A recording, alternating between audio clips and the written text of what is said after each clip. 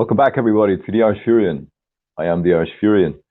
Okay, so what I discovered when it came to the audio is that this little adapter, which I use, that works really well with the app for that I record my videos when I'm doing the phone things, such as down at the stream, the flowing water stream. It works really well with that app, Open Camera. But what I discovered was that if I take this out, it doesn't work with StreamYard. And so if I just remove this and plug this little lavalier lapel microphone straight into the phone, what I noticed is that StreamYard picks up on the audio from that straight, and it even puts in a different heading, a different drop-down selection in the menu. So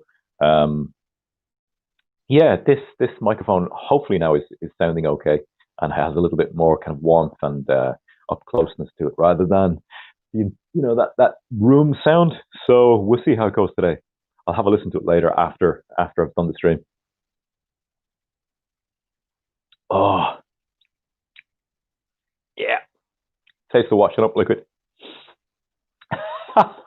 In come the bots. In come the bots. You look tired. It's not like I haven't heard it before, you know.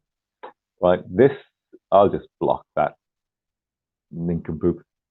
Where's your mask? Right, Simon says so. Okay, you can stay so far, but I'm blocking Topsod because you look tired is a typical automated bot response. So I'm blocking that. And how do I? Shit, I should have removed his. There was a way I did it before where I removed. Okay, I think I know. I'm only joking. Yeah, so you're okay for now. So, that's all right. Yeah. So the story is that I put this. Listen, there's just some remnants of washing up liquid in my tea, so I'm just going to get rid of that. I can't stick that. So we got a book review today, right? We got a choice of two books, and you guys can decide. It's again a bit more of the Hagakure from yesterday. I was reviewing the Hagakure yesterday, and today we can go on to Striking Thoughts by Bruce Lee, who was also a philosopher, and this is his book on philosophy. Wisdom for Daily Living by Bruce Lee. So, very good book, excellent book. So, choice of two, Hagakure, Striking Thoughts. We'll do a little bit of that. Have a think while I go and just fresh cup of tea just over there. Back in a second.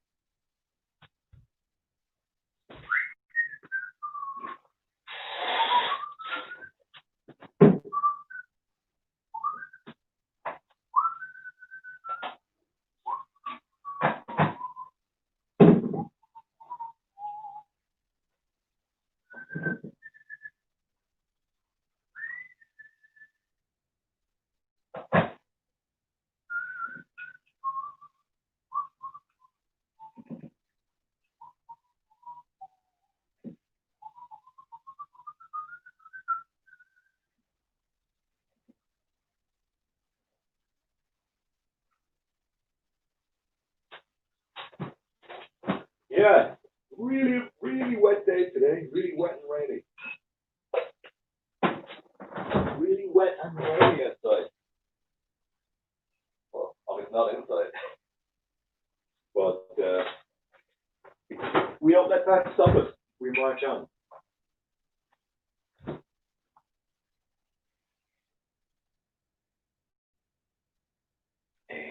Okay.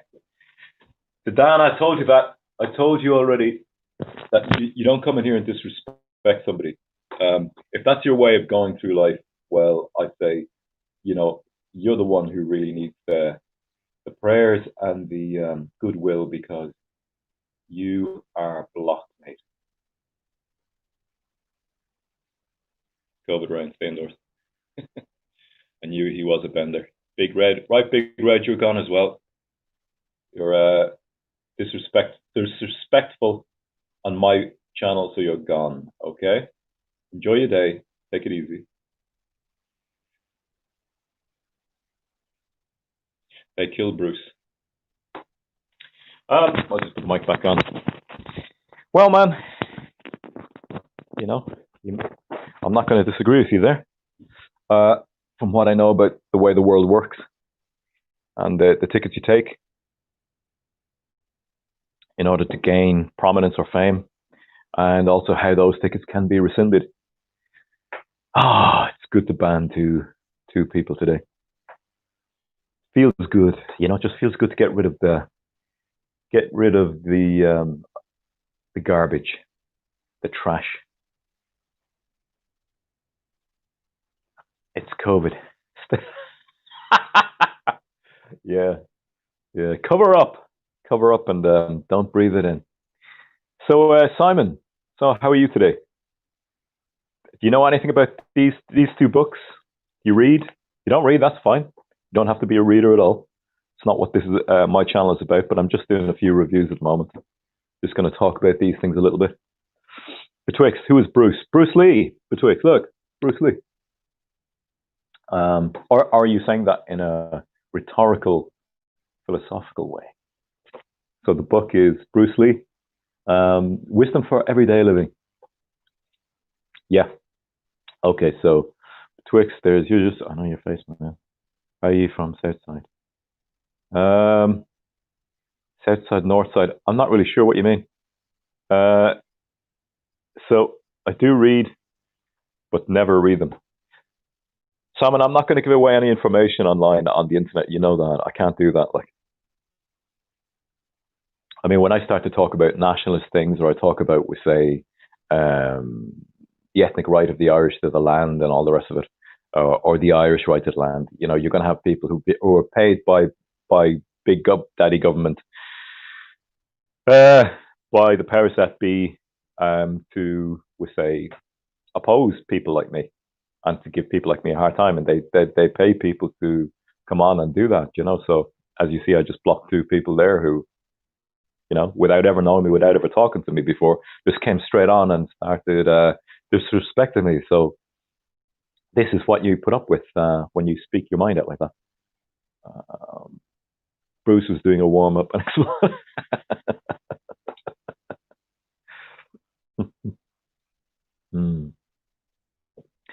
So yeah, neither of you were here yesterday when I was doing the review on the Hagakure, the Book of the Samurai by Yamamoto Tsunetomo. It was good. It was good. It was like a window into a previous time and culture. It really is a good book from that respect. Brutal, but you can see how, we say, by there being more things like, we say, masculinity in the ascendant in the public space, certain things are more protected and guarded, along with, at the time, it being a very feudal society and very brutal and militaristic. There was you walked a fine line of making an error. You paid for it, and there was accountability in the society. There was direct accountability for your thoughts, for your thoughts, but for your words and actions. Unlike this society where it's very babied and everybody can say anything they want to be, and there'll always be a soft spot to land as a result of that. I used to call Jake. I got blacklisted. JQ, right? Okay. I hear you. Yeah. So we'll wait for a few more. I'll just look. It's 9 minutes in now, and I'll do about a half-hour stream. And if I get another, we say, 2 or 3 in, not that you guys aren't worth it, obviously. I mean, even if after, we say, 5-10 minutes, there's not another 5 people in the room, we'll still look through the books. But I just want to wait and just see will a few more pop in. Yeah, is the audio okay? What's the audio like? I removed the adapter. I was actually using this adapter to boost the signal going into the phone as I stream through StreamYard and onto YouTube. But what I found was that StreamYard was not seeing it, or hearing it, should I say, because of this. Whereas the app that I stream from down at the river stream, those videos where you see me talking, or even here, the ones I do say where I'm in complete darkness with just the light shining on me, that is recorded with this boosting adapter, external sound adapter, using the lapel microphone going into it first. But it doesn't seem to be read by StreamYard. Okay, so this is, Betwixt says, I recently discovered Biden is an Irish-American Catholic, puts a new perspective on his coming position. Listen, man, my opinion on politics, like if you haven't heard it by now, is that I believe the whole thing, cheers, Simon, nice one. My opinion is that it's all theatre. It's all theatre, including Trump. Trump, Biden, even in Ireland, I believe it's the same thing. They're all mannequins in a shop window. They're all, no, what did he, didn't he say something? I mean, how could Biden be well, it depends. I mean, what was it he said?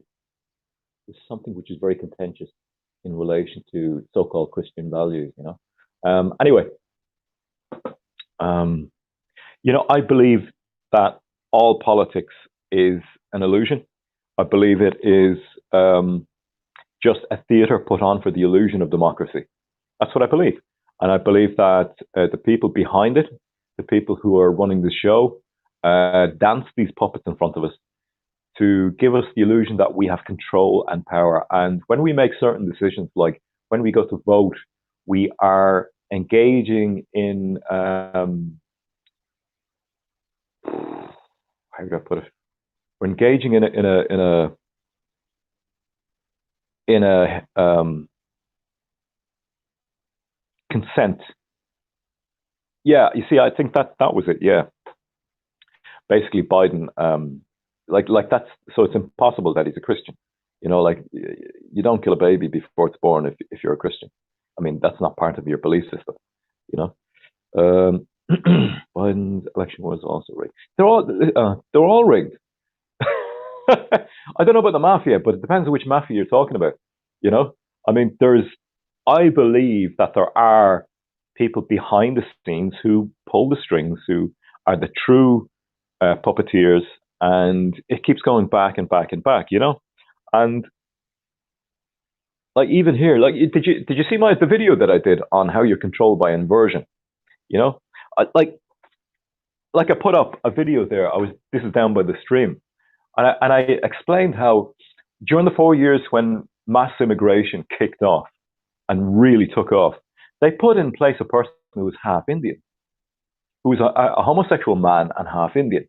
They're two inversions of our reality, you know? So, like, the first one being that he's half, like, just put it on another country for a second, right? Go to India and put a half Irish, half Indian man in power in India. And what does that tell you? What does that tell the Indian population? It tells them that they don't have a right to being fully ethnically Indian, or they don't have that right. You're basically saying that to them through the positioning of a person in power, you know? So they put in, I'll get to your statements in a second, right? But I just want to go through the line on this, okay? So you're talking, like, I'm going to give you, follow me now on this, right? I'm going to show you how currently we are manipulated and controlled. For the 4 years that we had mass immigration into this country, they put in place a man who was half Indian and a homosexual man. No matter how much activity he ever engages in, he will never create new life. He'll never create children, okay? So that's who they put in. Two inversions of whatever you want to call it, natural law, God's law, whatever. All right? So regionally, you don't have a right to your ethnic group's right to that land. And also, making new life is not the narrative, okay? Is not the lauded, applauded narrative. Okay, so that's who we had for 4 years while they flooded the country with mass immigration. Okay, that was our so-called leader, right? He's a puppet. He was put in. All right, so here's the thing, right? Now we have a ethnically Chinese woman who is the Lord Mayor of Dublin. All right? This woman was known for attacking Irish identity whenever it was asserted, Irish ethnic identity, whenever it was asserted, right? Anybody who asserted the right to our inheritance, our heritage, our history, our ethnic group. She would like anytime that was attacked. She would click on like on Twitter and other platforms. And that lady then was put in place as the Lord Mayor of Dublin, Hazel Chu. Okay, there's two, right? Now, we'll move on. There's now a Bangladeshi Muslim who can't speak English, which is the Deputy Lord Mayor of Limerick. Okay? Right? A man who has no history here, who has no culture here, isn't part of the religious history of this country, isn't part of the ethnic history of this country, can't even speak the majority spoken language for communication purposes, right? Is now the Deputy Lord Mayor of Limerick. Right? Now there's three. Now we'll really go on to the clincher here, okay? We'll move on to the clincher. Here's the clincher. The Minister for Children in Ireland is a gay homosexual man. Right. The Minister for Children. So there's now in place a person who, no matter how much activity he does with another man of his attraction, right? He's attracted to other men. So no matter how much activity he engages with that man, there will never be new life created. There will never be a child created. There won't be new life. All right? That's who your Minister for Children is. Okay? Do you get it? Now, who was the Minister for Children before the current Minister for Children? Well, it was an ethnically Jewish lesbian woman who, no matter how much activity she engages in with another woman, will never create new life. Do you understand how you're ruled? You're ruled by inversion. You're ruled by the inversion of reality. Reality is objectively true. There is a truth to it. And how they're inverting that is how they're ruling us. You understand? The same thing goes for, now I said that right up to our current, previous Taoiseach, Prime Minister, to anybody who's not Irish, okay? Leo Varadkar, right? I went all the way up to the supposedly the head guy. Now, it's the same thing. It's the same thing in a lot of Western countries, I believe, if not all. I believe there in America, the two-party voting system is a divide and conquer tactic to Democrats, Republicans, to get people every year fighting with each other to divide the main population into two groups, which will cause fractious lines through society, so that nobody will actually look at really who is doing this. The eyes won't be set on the people who are behind this. Okay, so you're given the illusion of being able to elect a representative, but that representative has already been pre-picked maybe a long time ago. You know, that's the same here in Ireland. This is what we're dealing with.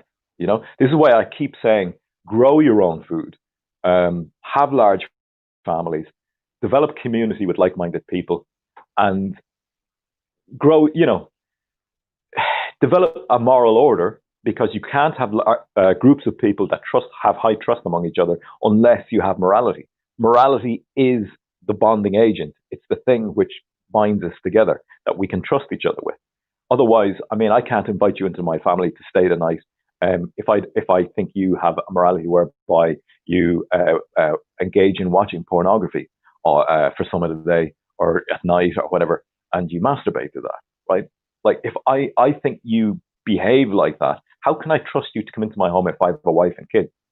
You know, like your mind is dissolved by this other type of behavior. You know, you're watching women who are probably damaged, broken women, runaways, destroyed women who are believed that they're reliving their trauma for money on camera, and you're engaging in this activity. You know, so like if you're willing to do that, how can I trust you to actually come into me? Like, so morality is important. Morality is where we all agree on a set way of living in the world. You know, we can't. So I don't talk about morality all the time to be like a religious fanatic or to be some kind of you know, schoolmarm. I do it because there's a technical, logistical, rational reason for it. You know. Okay, so what have we got here? The Chosen Knights run America. Yep.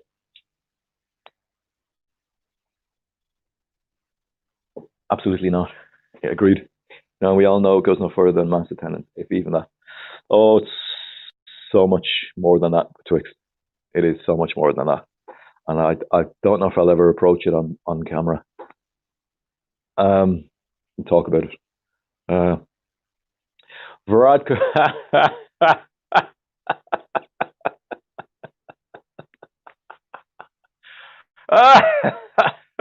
Yeah, he could. Absolutely could be. But if you showed up at my door, I have a window overlooking the front door, and if you showed up at my door, you know, something might fall out the window. Put it that way, right? She won't last long. I could see a scandal incoming. You think so? I know that she has an Irish boyfriend, and they have a child together. How much of that can you believe? Um, you know.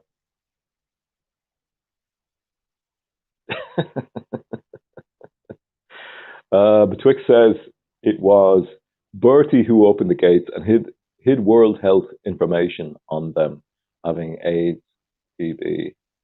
Don't understand that fully. Betwixt AIDS, TB.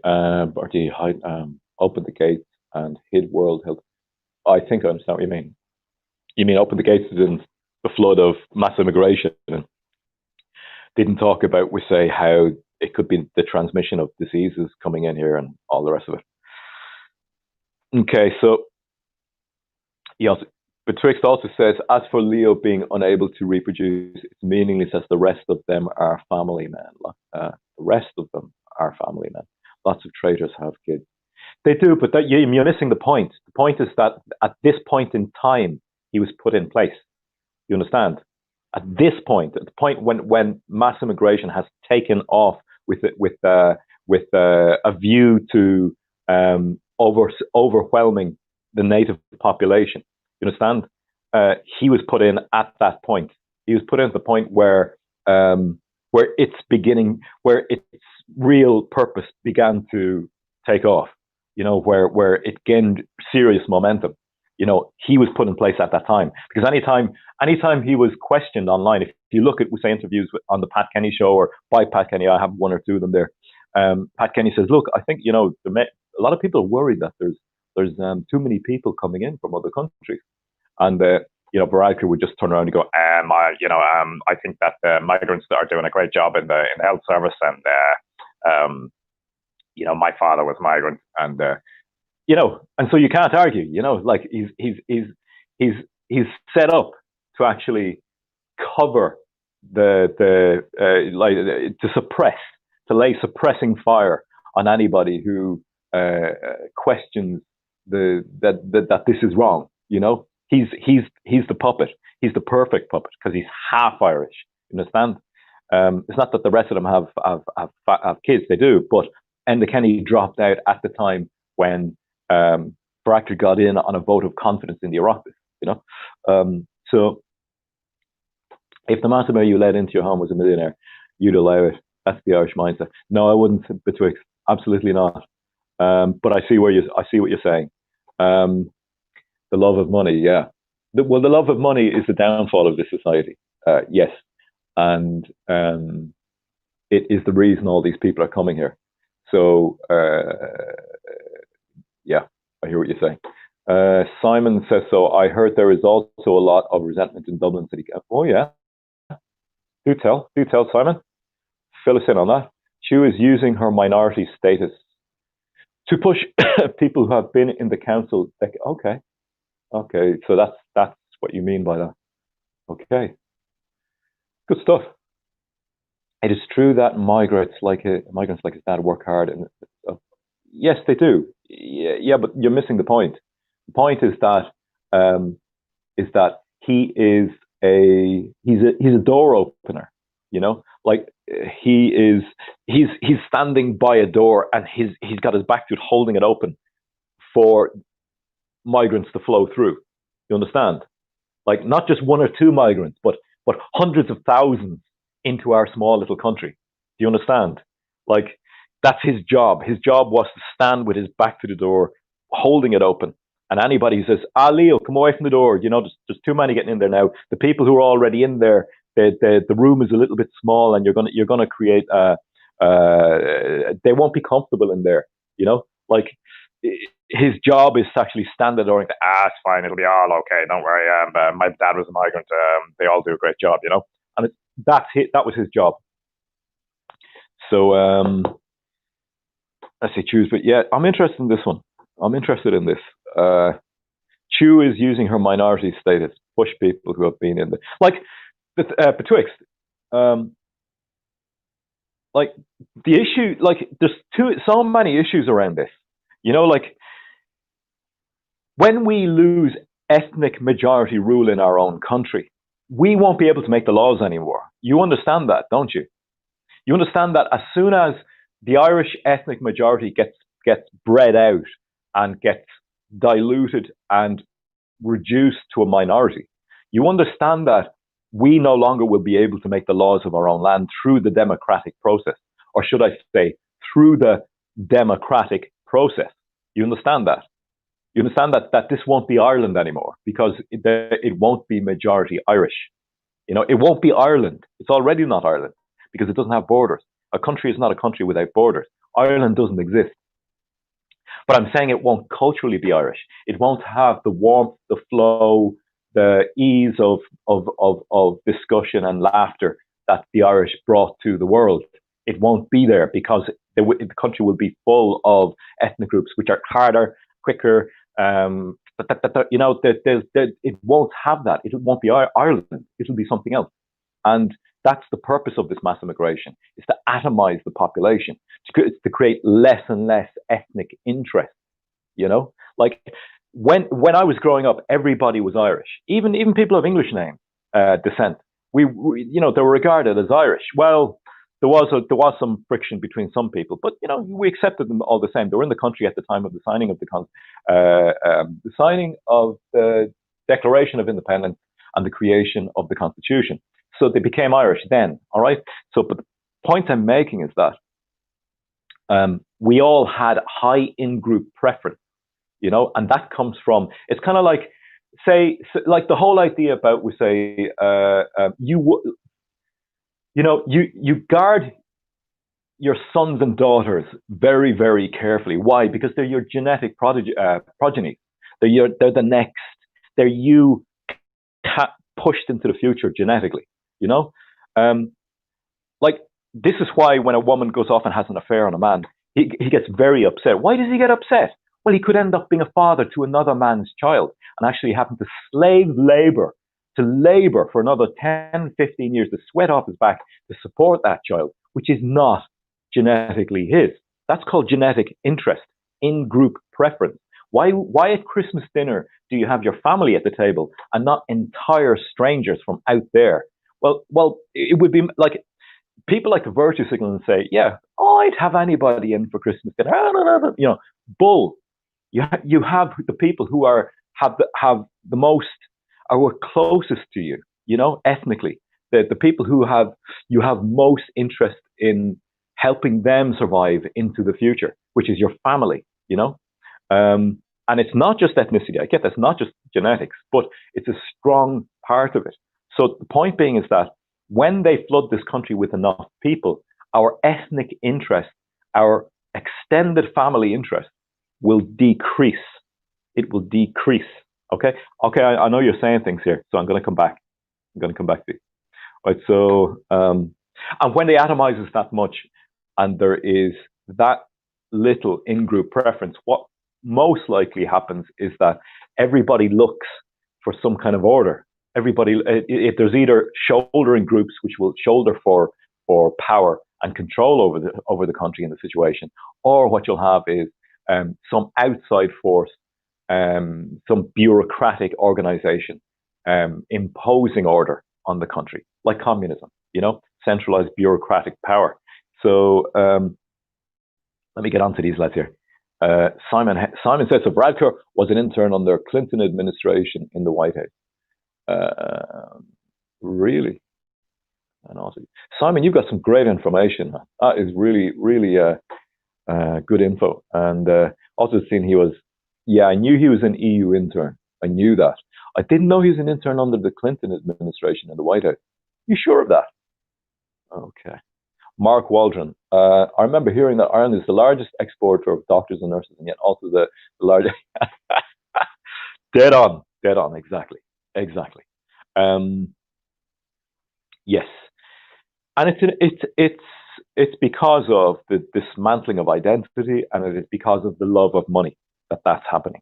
You know, people talk about, we say the Irish, they've gone to Australia, they've gone to America, and all of this. They went to England during the 60s and 70s and all that, 80s, and it was to follow the love of money. It wasn't for the cohesion of family.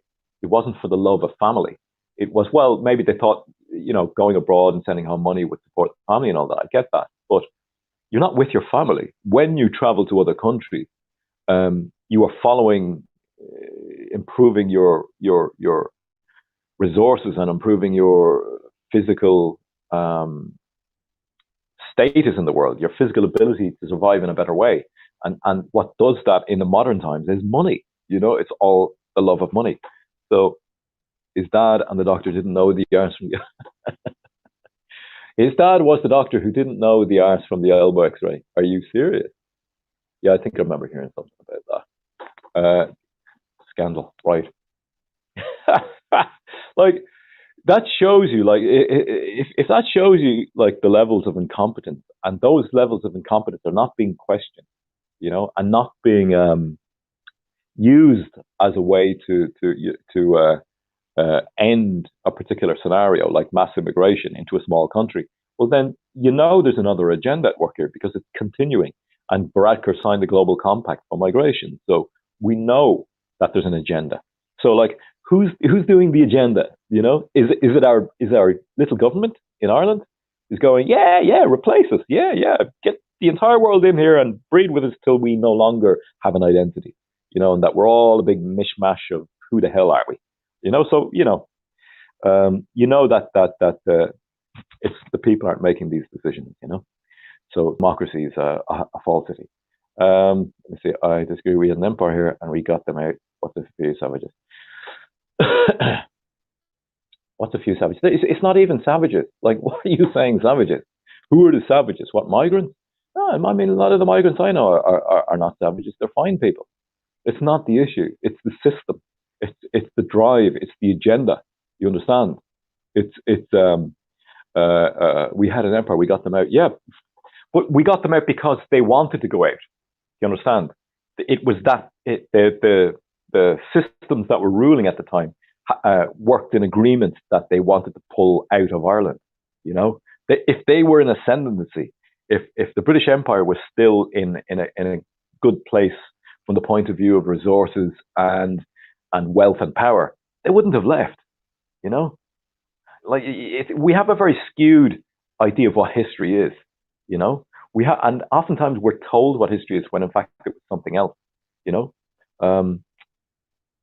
I know a few Anglo-Protestants who don't regard themselves. Yeah, I know. And look at that. Like Mark Waldron says, I know a few Anglo-Protestants who don't regard themselves as Irish even still, and that's like 100 years, 200 years later. Now, what's it going to be like in 200, 300 years later with the Syrians here, with the Congolese here, with the Nigerians here, with the Polish here? Like, what's it going to be like? This is going to be one hell of a fragmented nation, and it already is. But when all these people go further 2-3 generations down the line, and they say, "Who am I? Who am I?" and they go, "Oh, my line is this. My lineage is this." And then they'll say, "Oh, you're that too. Okay, well, we have a lot in common. Let's talk about this." And you're going to have fragmented groups. And so what happens when that happens is that people shoulder for power, because people always want power in groups, simply because it gives them more access to resources and financial and physical security. I mean, it's normal. It's absolutely normal. But it's not normal to flood your country with the dynamic which is going to cause that. That's not normal. That is an inversion and a lie. Diversity is our strength. What's diversity? Diversity, what? Ethnic diversity is our strength? No, it's not. You think everybody talking a different language, walking down the street, where you can't understand what they're saying, you think that's a strength? That's insane. That's absolute insanity. So you think that, say, okay, I've done this before. Take 10 Africans, right? You have to tell 3 of those Africans to go away and replace them with Chinese, Polish, and with, say, Swedish, right? What are you telling those Africans? You're telling those Africans that they're not good enough. You're telling them that they're ethnically not good enough. You have become God all of a sudden, and you're making a decision that they have to become ethnically diverse because diversity is better than their ethnic homogeneity, right? So you've now taken the position of a God because suddenly your little fallible, faulty, fucked up human brain is going, oh, I can decide that you now actually are not good enough and must become ethnically diverse. Now, do the same to the Irish. You get it? Exact same thing. You are basically telling the Irish people they're not good enough. They must breed with the rest of the world in order to become ethnically, racially better as human beings. You've taken on the position of God. Right, we'll move on here. Bit of Protestants there. Okay. I don't mind them at all. I don't mind them. They're part of our history, and we can work with that. Betwixt, I'm on this subject longer than most. Eventually, you look at the people of this country and see them for the insidious garbage they are. And that's very negative, dude. I don't hold that view. No. I don't see them as garbage. They're all children of God. And garbage is something you throw out. I think that is a very dangerous attitude. When you think of something as garbage, you think that they must be thrown out. And I'm just wondering why you hold that attitude betwixt, why you hold that perspective. Yeah. It will be a small band of men who will save this country. Do you think, Simon? Do you think? Or will it be the rise of a moral order again, in which everybody agrees that there is something that makes life more, that makes life inherently better, keeps out foreign ideologies like social justice, communism. At the moment, they're attacking religions left, right, and center in Europe. There's all these red flag incidences by whoever you want to say, the people behind the curtains, saying that there's all this Islamic terrorism. Why are they doing that? Well, they're doing that because they don't want religion on the ascendancy in Europe. Once religion becomes on the ascendancy, they can't have their order. They can't have their new world order. They can't have their neoliberal progressive order, Let's see here. Positive. Simon says so. He was a teen. Also, I heard he was also in the Bush administration as an immigrant. This is Varadkar. Really? Are you sure? Because that's very interesting. If it is true, then he's been influenced by a lot, hasn't he? He's been mixing with the crowd. So, Colin McCarthy says, Abul. You mean Abdul or Abul? Kalam Azad. Taluther is the Fianna Fáil councillor. All right. This is the guy in Limerick that literally bust in voters and handed them polling cards as they got off the bus. He got the highest vote and said, okay. All right, man. That's interesting. I'm just going to take a screenshot of that because, or maybe I can look at it later. No, the chat. Oh yeah, it's up on the screen. Okay. I'm thinking laterally as we go through it, so don't judge me. It was Simon says so. Says I was joking. It was his dad. Probably was the. We never got anyone out. Okay, so Betwixt says we never got anyone out. Everyone from Cromwell's army to the Black and Tan left their seat. Few did, not many. Very, very few. there's you know. So what are you saying now? Like right now, Irish men, young Irish men, and young Irish women are being indoctrinated to mate with the entire world within their own homeland. You know, like I used to say, uh, you know, Lee Varadkar, outsourcing the Irish reproductive system in Ireland since whenever he was elected. You know, so they should go home and fight for the countries. We're going to have to fight. No, man, no, no. There doesn't need to be a fight. You know, I understand if you're a young guy, I get it. I understand where you're coming from. If you're a young guy, you think that fighting is going to be the answer, physical fighting.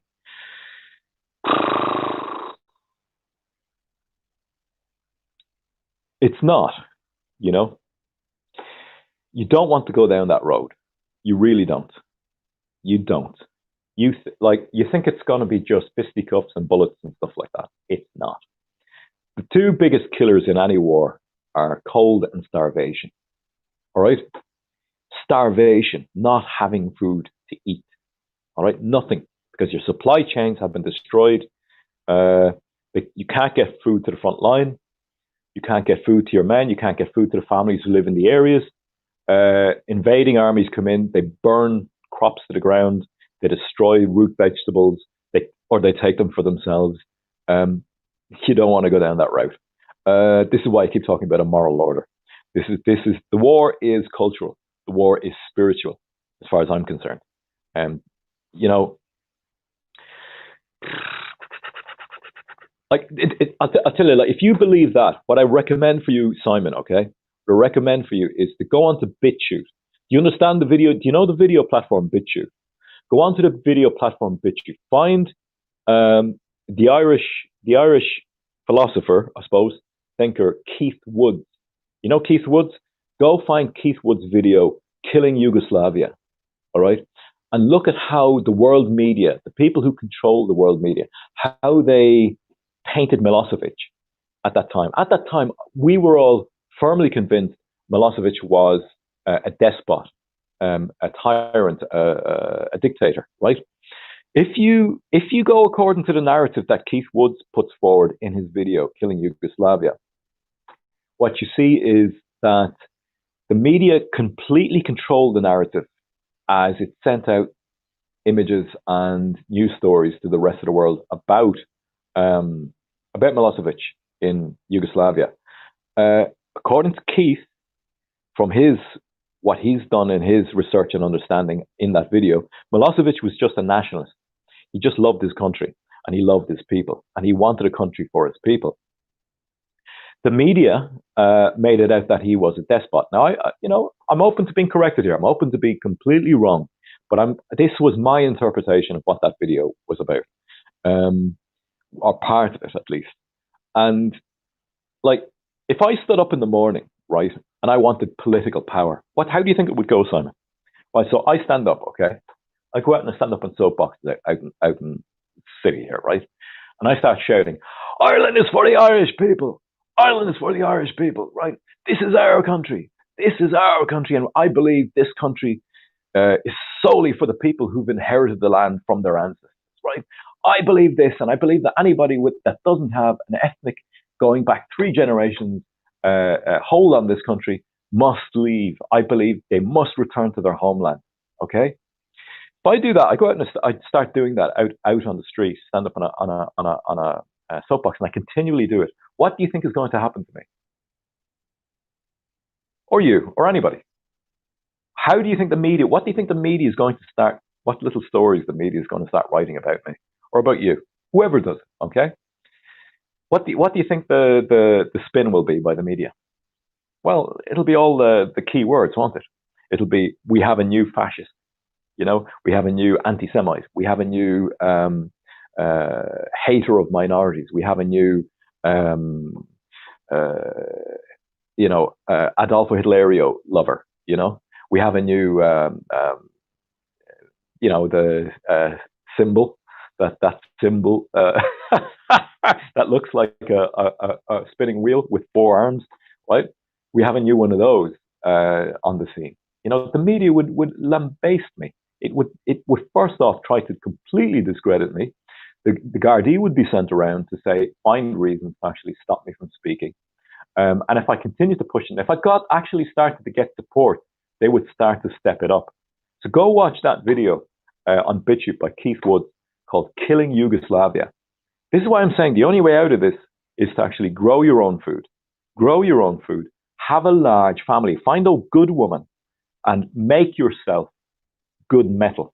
You know, get a moral order. She won't adhere to you unless you have a moral order and unless she can trust you. When she sees she can trust you and you're a good man, then she will want children with you and she'll want multiple children with you. Okay?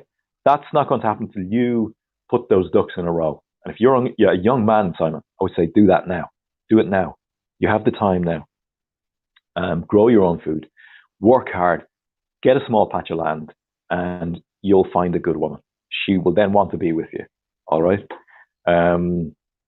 Take that off there and move further down. So that's just sliding very quickly and getting stuck. Colin McCarthy says, not a peep out of the local media. Not a peep out of the local media about that result. They had predicted he would be elected as Limerick's first Muslim councillor. The media always gaslight Anamako. Yes, indeed. Yes, indeed, Colin. Yes, indeed, Colin. Spot on. That is very true. Sorry, I know that goes through to the microphone. Not a peep out of local media about that result.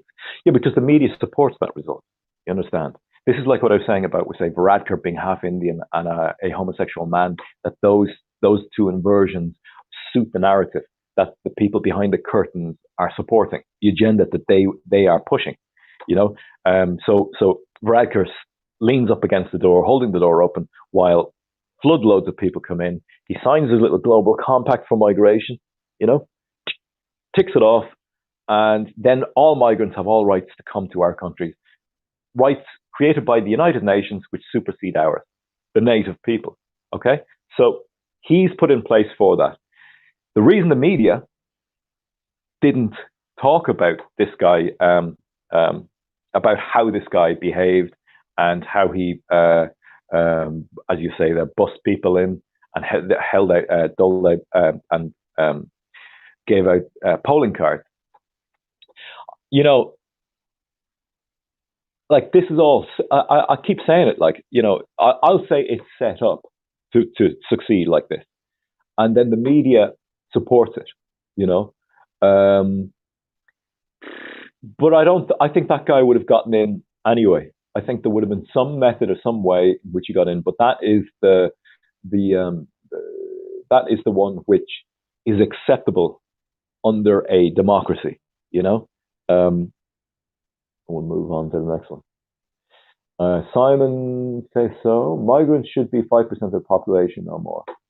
I've even heard talk of 2%, but if you want to have an ethnically homogenous nation, yeah, 5%. I've even heard talk of 2%. You know, I'm going to guess now at the moment that 1/3 of the population in Ireland, it's anywhere between 1/5 to 1/3 is now non-Irish, and we're going to get an awful hop in the next census.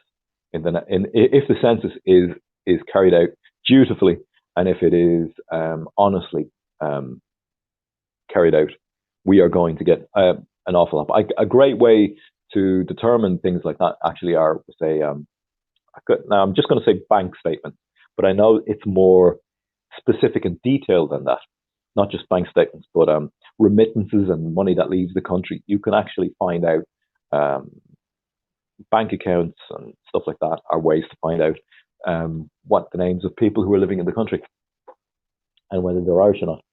Of course I have, Simon. I've heard of that years ago.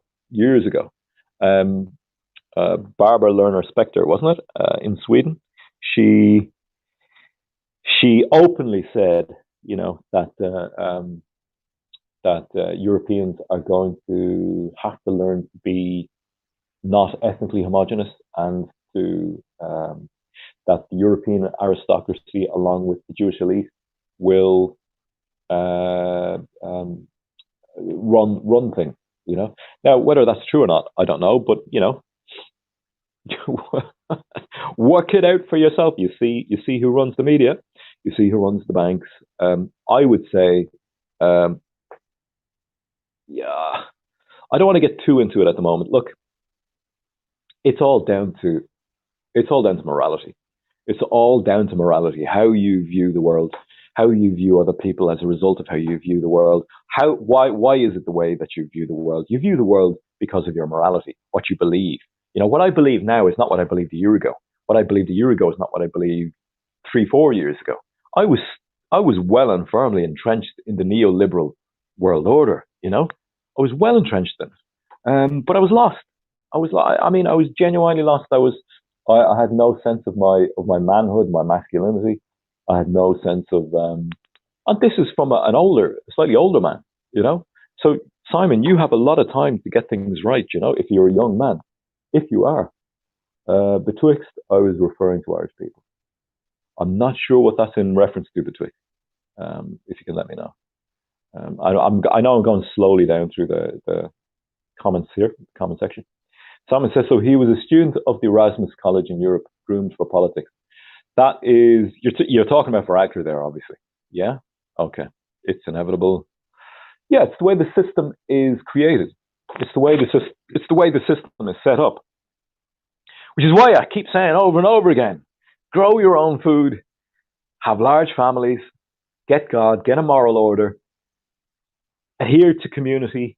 I say get a moral order because it's what keeps people together. It's what keeps people together in a way which, well, just look at the Mennonites in America, or look at the Amish. Um, they they don't deal, as far as I know, still they don't deal in fiat currency. They deal in silver and gold. I think I could be wrong about that. I mean, that may have changed. They believe in having large families, so they have insurance for the future. They have lots of children, which will look after their elders. You know, they have a wide selection of children to go into the future with. Uh, they have large communities. They engage. They don't take on, with say, much technology, which means that they spend a lot of time working with hand tools, which keeps them busy, keeps their arms and their minds busy with their brothers and sisters, their community, and they all have the one same belief about a religious belief.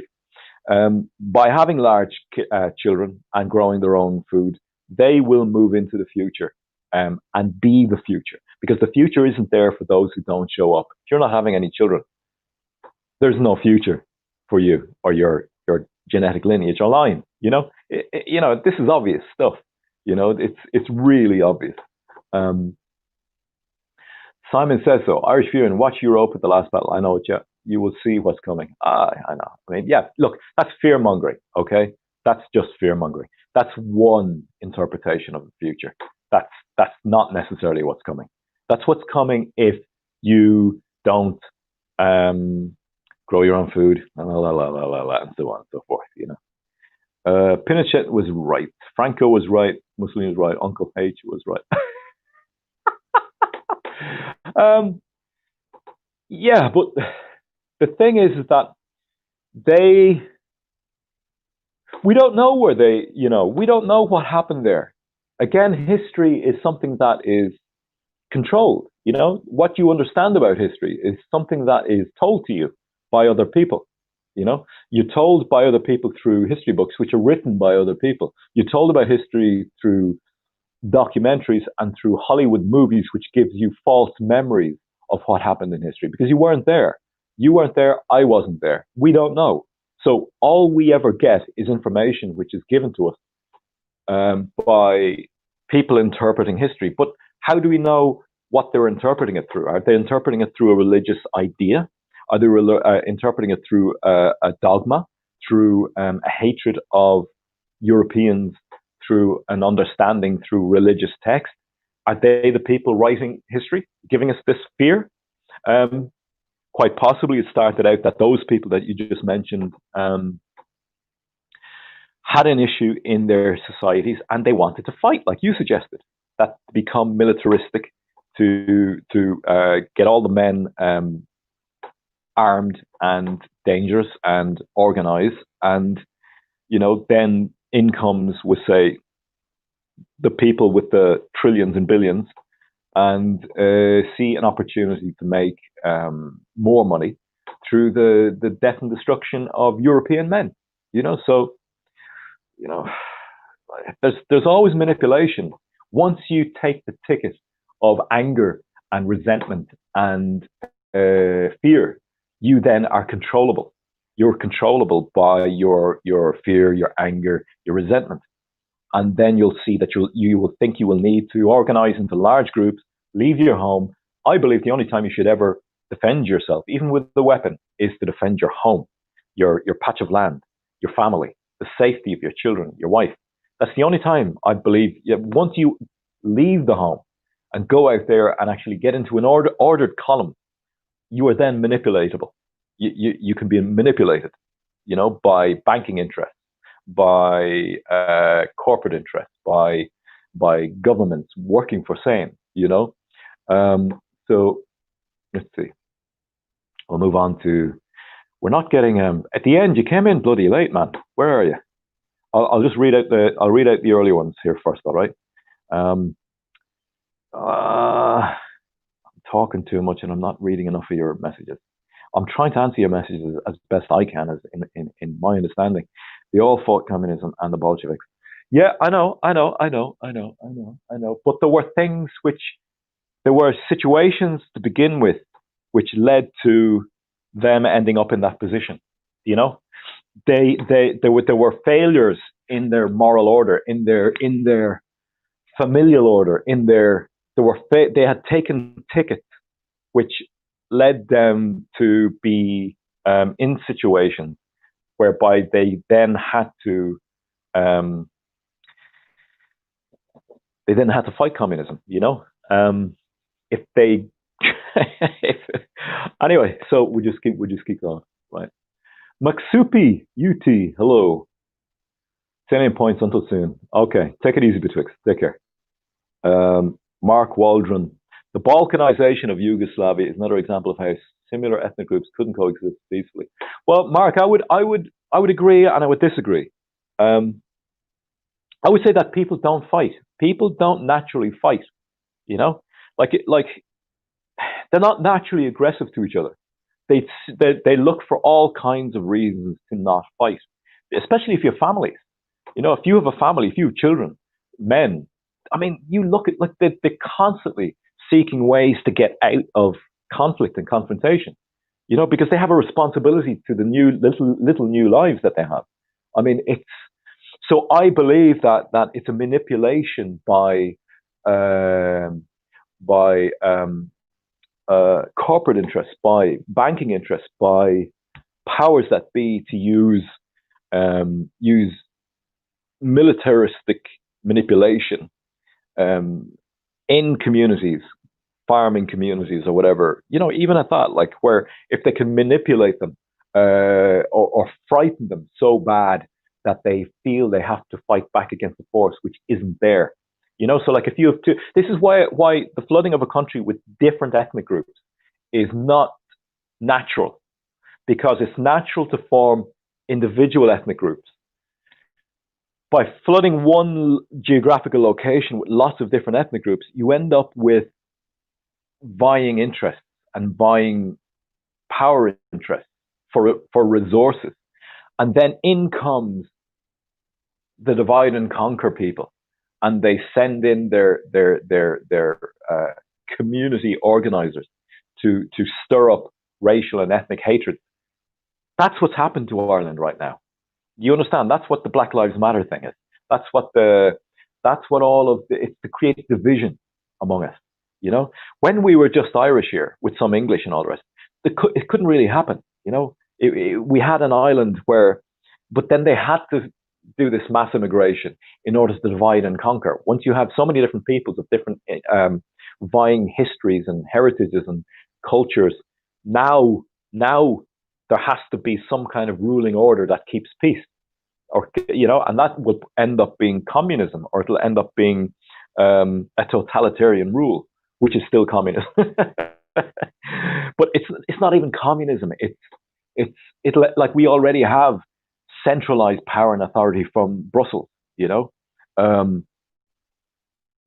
which and the United Nations, which is creating all these rights for people that don't exist. You know, so I'm up on an hour, guys. You're keeping me very busy here. The whole of Europe is going to be balkanized. Yes, yes, of course, of course. But then, again, moral order will come to the fore, and the love of family and the love of community will come to the fore, and the love of God. And you know, we'll see, we'll see. I don't think it'll be all the crazy killing that you think it's going to be. I don't think so. I think people love life too much. I think but to really not be taken off the track, you can't take the ticket. You can't. Yeah. So we'll move on. He also signed PESCO, opened the door for UN troops in Ireland. All right. Yeah. Yeah. You're very clued in, Simon. That's really good. That's very going. 1/3 are non-national. I wouldn't disbelieve it, Simon, at this stage, because of what the amount that's all over the past couple of years, and now with the Global Compact for Migration signed, and all the NGOs out in foreign countries incentivizing people in those countries, using adverts to come to incentivize them to come here. Of course, it will become a minority very, very quickly in a very small country, and that will mean one fifth, 1/4, 1/3, 1/2, and the Irish who are walking around with their masks on, standing 2 meters apart, believing there's a transmissible virus, are going, yeah, well, that's a good thing. That's a good thing that we become a minority. It's wrong that we have power and control. They've been trained. They've been manipulated to believe these things about themselves through the media, through Hollywood, through Netflix, and it's continuous, which is why I say get a moral order, because the moral order will focus your vision in a certain way that takes you away from that. And you're not SJW, we'll call it that for now, but there's more to it. Religion takes the foreground because it's filling a vacuum. It's natural. It's normal for that to happen. Something wants to fill that space, Was Franco right? Mark Waldron says, was Franco right? I think the way the Spanish peasants were treated before the war was terrible. The Republican side in that war were fighting to improve the lot of the common man. Well, that's the narrative. That is the narrative. I'm going to guess there was a lot more to it than that. And it, usually ties back to the Manx and usury. General decency, Irish and tired. We used to know what that meant. But yeah, because we had ethnic interest, Irish and tired. General decency was when we had communities, when family was valued first before money became the new god, and where the love of money became the thing to strive for. You understand? That's where we lost general decency. We still have general decency. Don't push something which is blackpilling or negative or whatever you want to call it. Like, we still have decency in this country, a lot of decency, and a lot of the foreign nationals come in here. I'm not saying they should stay here. I think they should go to the countries where they have heritage, where they have history, where they have interest, and make their countries great. Instead of jumping in on a system of a people who worked hard to create a system for their children. But then this is the conflict of interest that are arising because of the puppets who are putting in power, people or perceivable power, people like Leo Varadkar and Hazel Chu, blah blah blah blah blah blah blah blah blah blah. But we still have decency. Decency is a thing in this country. It is, and it still is. So I would say don't throw that out too quickly. People are still good. Colin McCarthy says, I was in Yugoslavia in 1990. The tension was palpable. Have to run. Good stream. Okay, come back again, Carl. You add to the stream in a really good way. I'd like you to come back again, and keep informing us with good info like that. We need people like that in here. Okay, so have a good day, and I hope you have a prosperous day. Catch the rest later. Okay, cool. Irish and tired. God is an anchor that keeps you in place in a storm. Yeah, exactly. You know, yeah, yeah. And this is coming from a man who's been atheist for 27 years. You know, with this great reset plan, all food will be privatized. You won't be able to grow your own food. Everything will. No, no, Simon. Simon, you don't say it will. There's no will, okay? You decide. Your neighbor decides. His neighbor decides. You understand? Like, you decide. You get your patch of land and you grow food, okay? Who's going to take that from you? Who's going to stop that? You know? They can't do that. They can't police that, all right? If you keep saying it will, this will, that will, then it will because you're feeding that. Don't. All right? You know, you have free will. You have free will. Join your free will and your interest up with your neighbor or somebody who is akin in your community thinking the same way. And hold the line. Hold the line on that. You're a man. Your name is Simon. Hold the line on that. You're a man. If you are a man and you are a Simon, not a Simona, all right? I don't know who any of these people are, okay, because it's all on the internet. Then your job as a man is to hold the line, okay? That's what your purpose is, all right? If the English, come back. Let me see. Yeah, so the end, you got in here pretty late, man. Where were you? So the end, if the English, French, Scots who came here from 1169 on were black, everyone today would be black. Look at the majority of pub owners. No, the majority of pub owners don't have Scottish surnames. Where are you getting that from? Maybe in Scotland or in the north, but not in the Republic.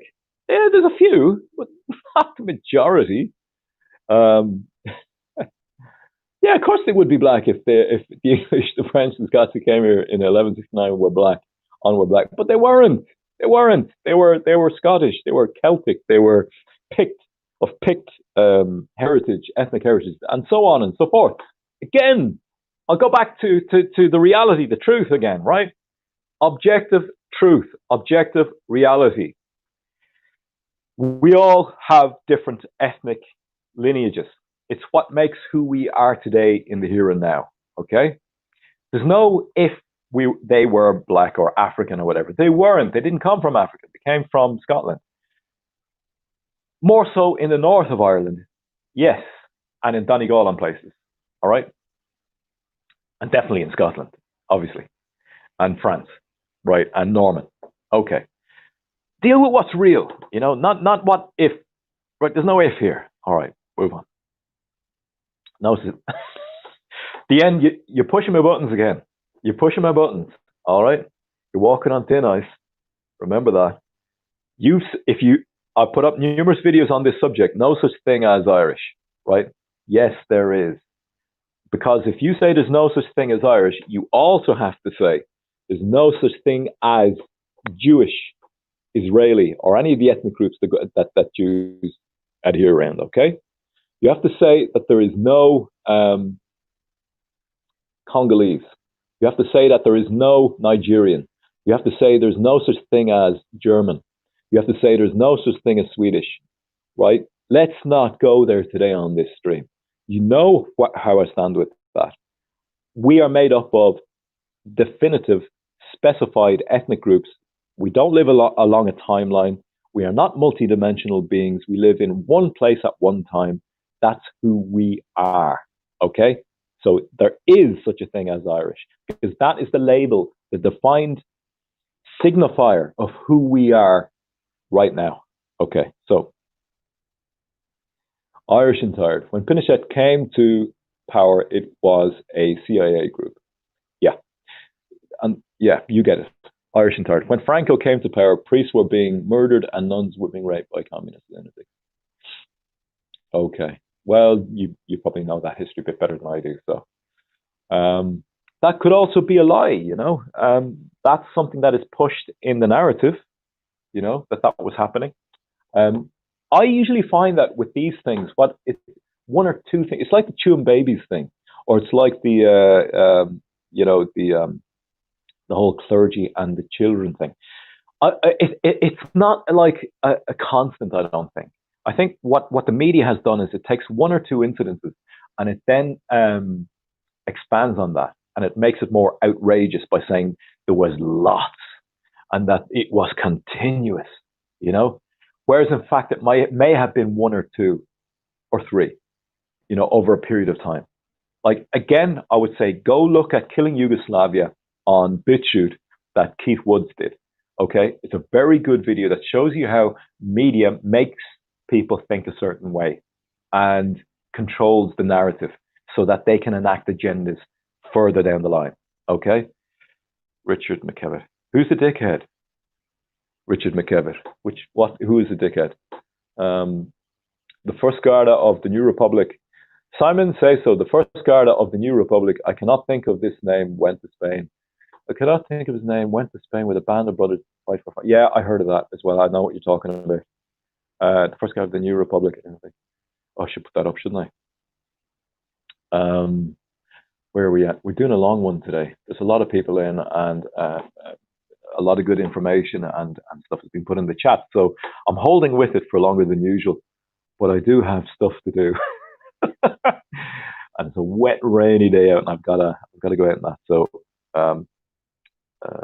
yeah, we'll go on. The end says, I'll hold up the Risen People as an example. He always claimed to be 100% Irish. I predicted when he finally disclosed the surname, it would not be Irish. I was right. I was right. It's Saxon. The end.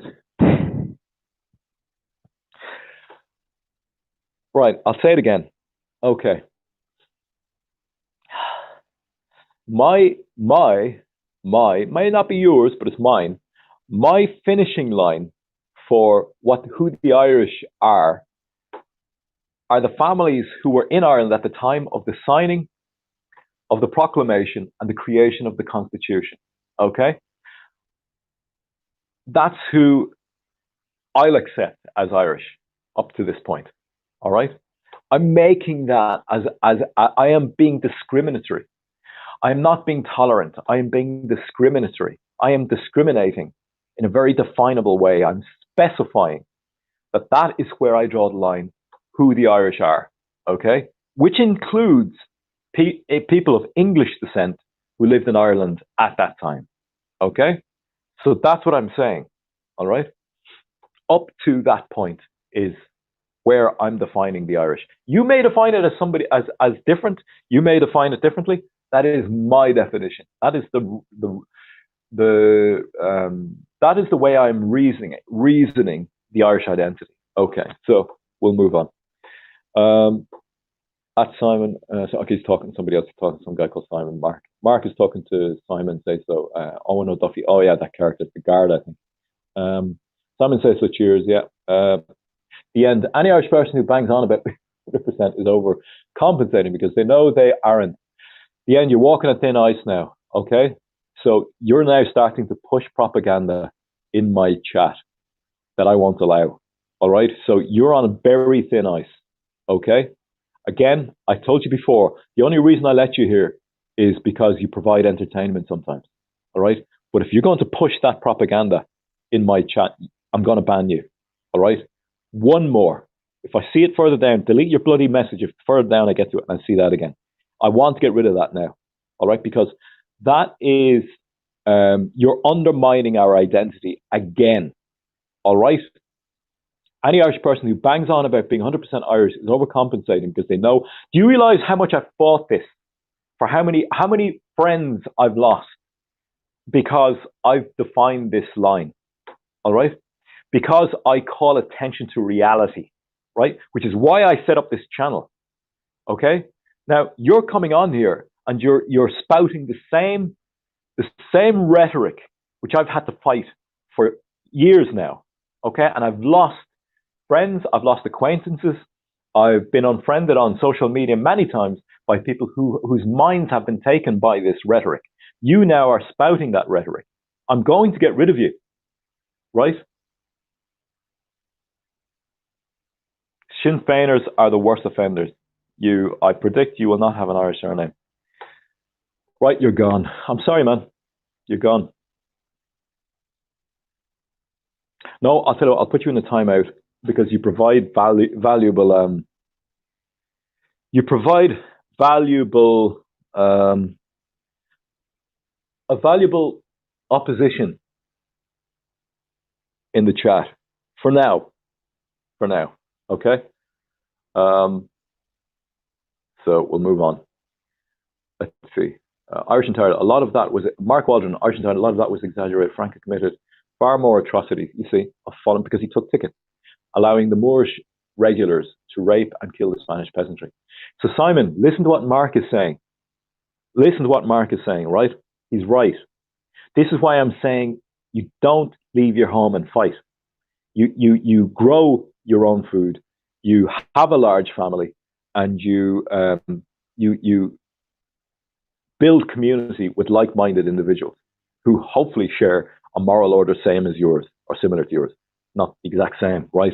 But Mark is right. Listen to what Mark is saying.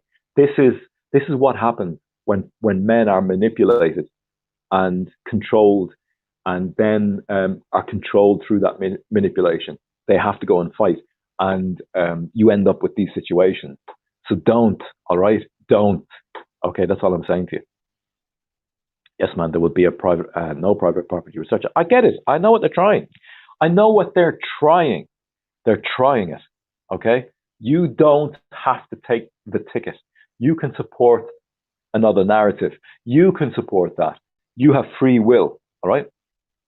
Richard McKevitt, he's an asshole blocking. Well, he's on a timeout because he does provide a wall with which for me to push back again visibly on here, you know? So we'll see. And I have my suspicions about who he is and what he's about. So let me see. I know what all this is about, guys. I know what they are. I know who they are. Brian Brew, Shinners and Thistles have Gaeligory's name. Yeah, so he's pushing back against what the end was saying. Richard McKevitt, he's only here to distract from your train of thought and stir shit. Yeah, but as I said, he provides a wall for me to push back against visibly, and rather than me just spouting into thin air, we'll see. I may allow him just for that reason, because he has provided some interesting insights in the past. He's a funny one, because he does say true things, and he does have a lot of insight. But when he starts supporting that rhetoric, which is untrue, right? Is cognitively untrue, about Irish ethnicity, and that you can't call yourself Irish because of mixed ethnicities and because of invasions from the past, that's untrue. It's just untrue. You wouldn't go to a man from the Democratic Republic of the Congo and say to him, you're not Congolese because of the Lupopo tribe or the Imbibi tribe or whatever, you wouldn't say that to him. You wouldn't do it because he's Congolese now and is the mix of those people from his heritage. Now, that's a really, you can't argue with that. That's reality. That's the truth. That's as true as this mug here, That's as true as this pen here, It's true. It's reality. It's objectively true. So the fact that he's still pushing that rhetoric lets me know that he is something other than who we are, So we'll see. Israelis are mostly Yiddish. Now I don't know that word. Ruthenians. Never heard that before. I know of Ashkenazi, but I never heard of Ruthenians. Brian Baru, propaganda. Yes, it is propaganda. How they do it. Simon says so. They just found a 20,000-year-old mummy in Newgrange. They are saying he was an African. Well, of course. Go on to History Debunked. Go on to History Debunked channel, right? YouTube channel called History Debunked. It's an older guy. I think his name is Simon Webb. Now, I have my suspicions about the guy as well, but he does he does upend a lot of these people pushing these narratives in the media. You know, go on, check out his channel. Go back and look at some of the stuff he's written. It's very good. He's the guy to find out these kind of. It's on YouTube here. History Debunked, and he unearths the lies about all of these so-called things. You know, like where the mummy is. No, like. Okay, I'm going to say this really quickly. All the black people you see, the really black people, right, Africans, that you think is what Africa is made up of, was not originally African, right? Africa was originally made up of Khoisan. That's who sprinkled throughout Africa mostly. They were small people. They were small hunter-gathering people, all right? The Bantu, who came out of southern Nigeria, and I could be wrong about this, Cameroon, next to it. Is Cameroon next to Nigeria? I'll just get propaganda off the screen in case people think I'm talking propaganda. Like they weren't that big a group initially, you know. So the very black people like that we see, the Bantu, the people of Bantu ethnicity, who've gone on to become all these other countries, they did what Europe did. Europeans did. They colonized all these other countries in Africa because the little people who were there, who were the Khoisan, are very fair-skinned people, by the way, fair and yellow-skinned. They have what are those eye folds? That Asiatic eye fold, a cynoid, is it? Eye folds where there's no fold, it's just straight down, like a Chinese person or something. And they're very tight, curly hair, and they're small. And the Khoisan, they were the main people dotted around through Africa, and especially in South Africa. And it was the Zulu nation, the Bantu, who came down and actually overtook the Khoisan before the white people came into South Africa. And so they wiped out the Khoisan in South Africa. There was nobody there when the first whites came to South Africa. Now, I'm not talking about Zimbabwe or those other countries. I'm saying South Africa. And so, like, if you look at North Africa, North Africa is made up of the Berbers. It was made up of different ethnic groups who were not black. You know, they were actually quite fair-skinned people, not as fair-skinned as Europeans, obviously, as us, Caucasians. You know, but the Bantu went on to conquer and colonize all the countries throughout Africa. And these are the people that you're seeing coming over now, jet black people, what we stereotypically think of as African, you know. So now what they're doing is they want that to continue into Europe. They want people from Africa to have a steady flow of migration into Europe. And so they've created things like the Global Compact for Migration. They put in place people like Leo Varadkar. And of course, it's not just from Africa. They don't want the native peoples of Europe, Britain, and Ireland to have homogeneity, to have ethnic stronghold. They don't want that. All right. So part of the undermining of and the enacting of that narrative is what Simon Says So is saying here. They create narratives around this kind of thing. History Debunked. Go check him out. Very good. Brian Brew, lol. The end is the dickhead. Got you, Richard. All right. Understood. Simon Says So. Irish and Tired, why have you blocked me? I haven't blocked you, Irish and Tired. Irish and Tired has blocked you, has he? He shouldn't have. I don't see why he would. I mean, I thought he was talking. Was it Mark that was talking to you earlier, or Irish and Tired? Don't worry about it anyway, Simon. We don't know who's on here. All right. This is why I'm trying to sift through the wheat and the chaff. You know, I'm trying to figure out who's who and develop a bit of a community on here, and we get to know each other a little bit. This is why I'm streaming every morning, so that we can figure out who we are and what we believe, and develop community. So Mark Waldron, there was no babies thrown into a septic tank at Tuam. Yeah, ask most people and they'll say there was, because it's the media. It's always the media. There's no pictures. There are no pictures of bones. There's no pictures of burials. There's no pictures, and as you said, a septic tank in Tuam, right? On the language, I won't say auspices, but on the initiative of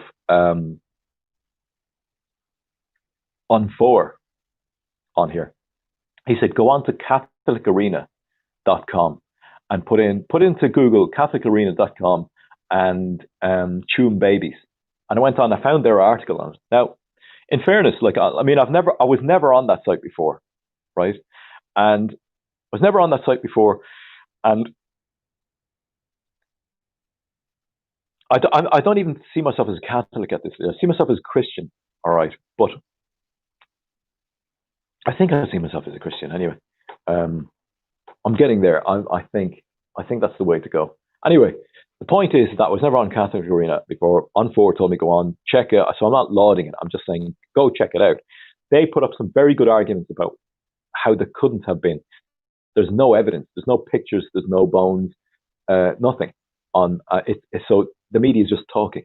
The media is taking maybe one incident where a child's body was given a burial somewhere, and then the media got hold of the information, and they do what they always do: is can this serve our agenda? Can this serve our agenda? So they go and they blow it up into something much bigger, and it serves their agenda. What's the agenda? I don't know. It could be to dismantle religion in this country. It could be to distract people while they get people to wear masks, stand 2 meters apart, believe there's a transmissible virus. Don't look at the facts. Don't research it.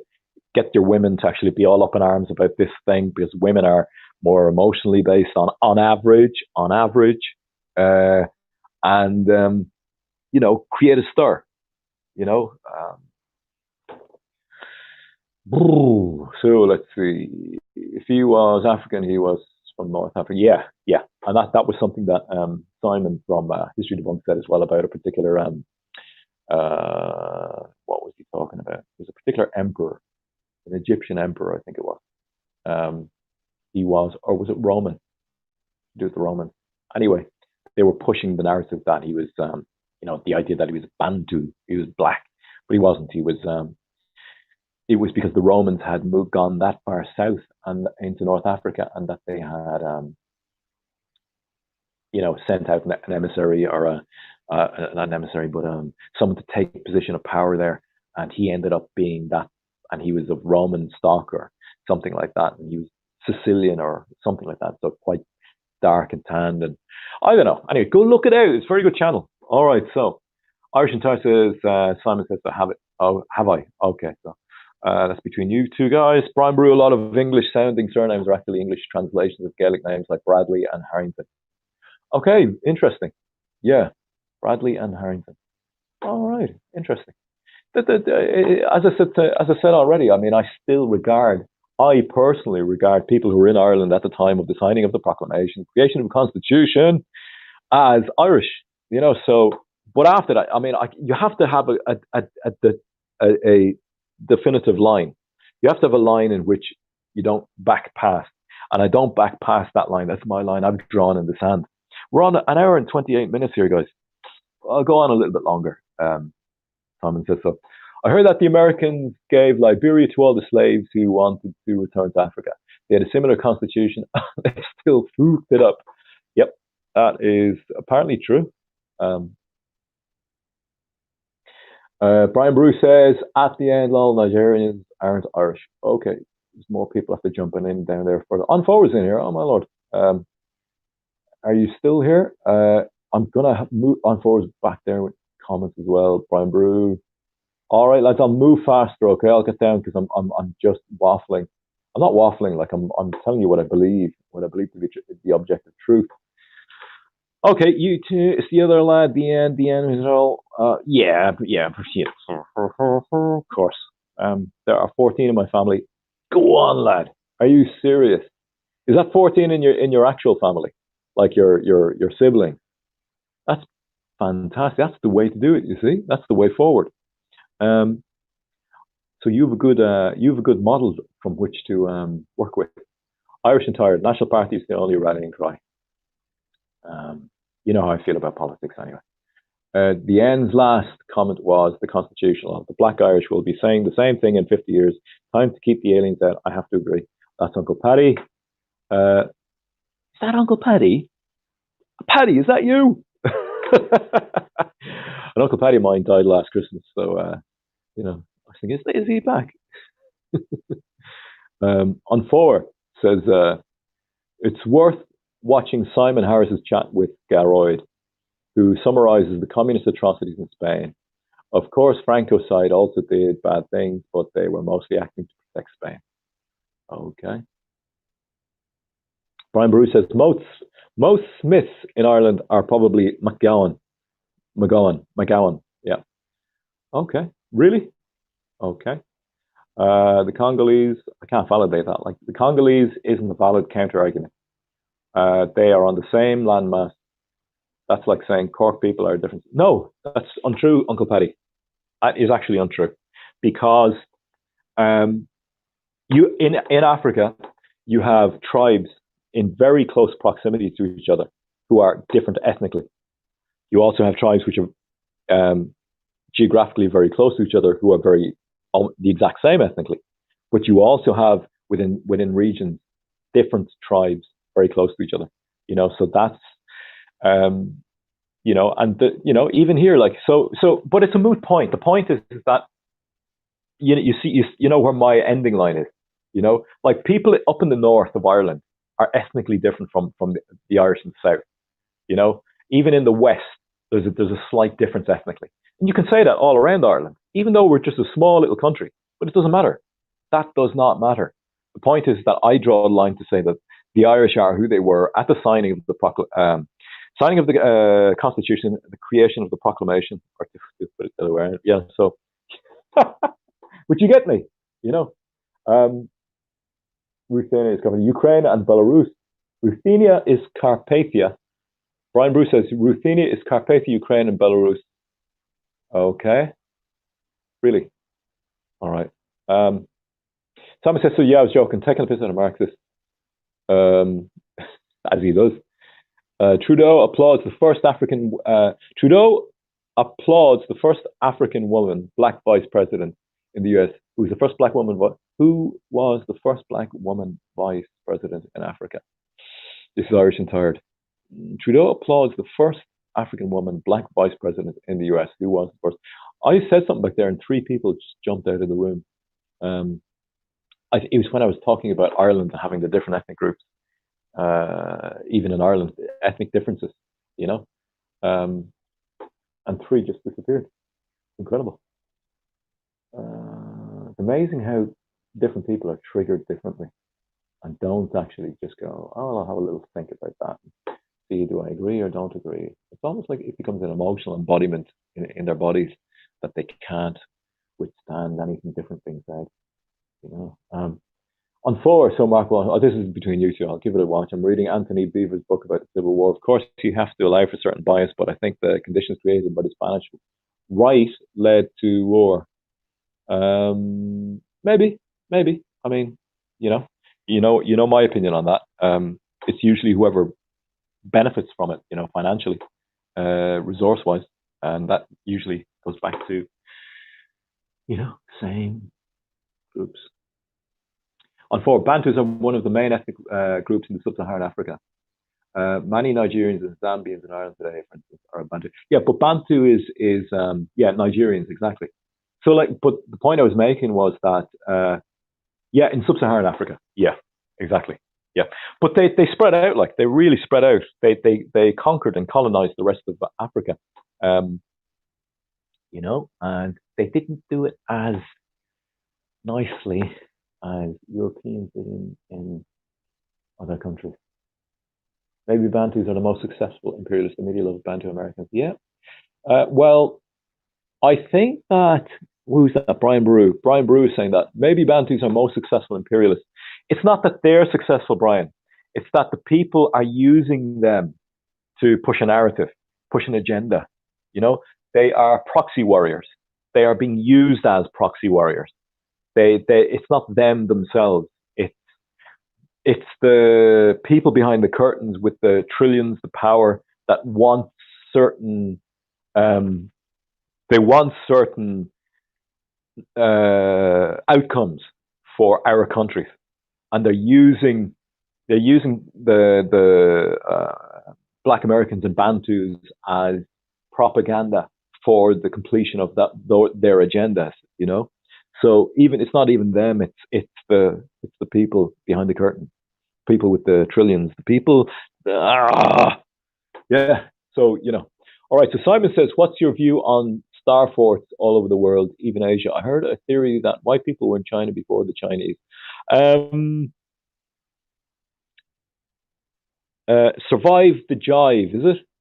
Survive the Jive has a YouTube channel. Survive the Jive has a video on that. I didn't watch it. I haven't seen it, but I've seen the thumbnail, and there is something on that. Yeah.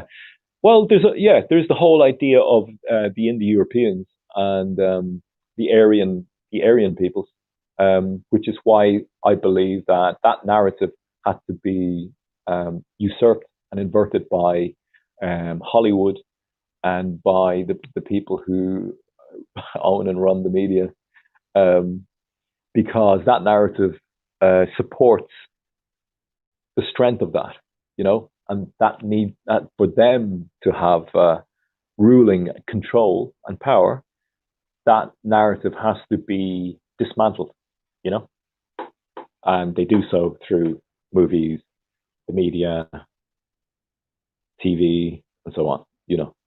All right, so Uncle Paddy said, "Did you know Dancing Dove's great mother grandmother is black?" Makes you think.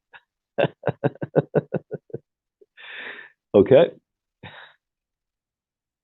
I'm seeing a pattern. And of course, just as black people in Ireland, both parents African, um, and of course, just on forces, and of course, just as black people in Ireland, both parents African, not mixed race with one Irish. But yep, can never be Irish. I could never be Bantu. Yeah, of course. Yeah, no matter if I buy Nigerians, of course, you're ethnically Irish. And people with two people of their own tribe. It's a tribe, It's a tribal thing, and isn't it like we've had the whole idea of nations and tribes demonized. They had to in order to enact this mass immigration. Right, I'm going to leave there because I just keep going on and I won't. I need to get down to the rest of your comments. All right. So Simon says, so Uncle Paddy, you're messing, right? Uncle Paddy says on 4, is Ben Scallon Irish? Well, he is one Irish parent, so I would say he is an inheritor of Irish heritage and history, because one of his parents is Irish. So yes, I would say that myself personally. But you're talking to on 4 there. Uncle Paddy, no asker. Blue skies, Uncle Paddy is the end. Oh, some of you guys are very sharp. Yeah, I would say so. It's quite obvious, isn't it? But the rhetoric he's pushing, it's kind of funny though. We'll leave him there for a while, will we, guys? We'll just leave him say those things for a while. And but blue skies, very sharp of you. Simon says though, we just have a bit of fun with it, but if it just gets grinding, they're gone. So there were 2 baby corpses found, not hundreds. They are liars. Simon says so. Yeah, yeah. And there were different times. There were times whereby there was a lot of shame around having children out of wedlock.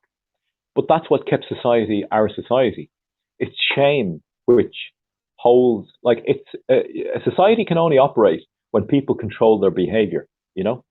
Now we've lost our society, we've lost our civilization. The Irish have, because we had our moral order removed, dismantled, and materialism and love of money has become, and all of the base human desires are lauded as the best way to be. And so we've lost our society because of that. But in older times, so like the converse of we say controlling your impulses for a higher order, for the cohesion of a civilization, a group of people who share a moral order.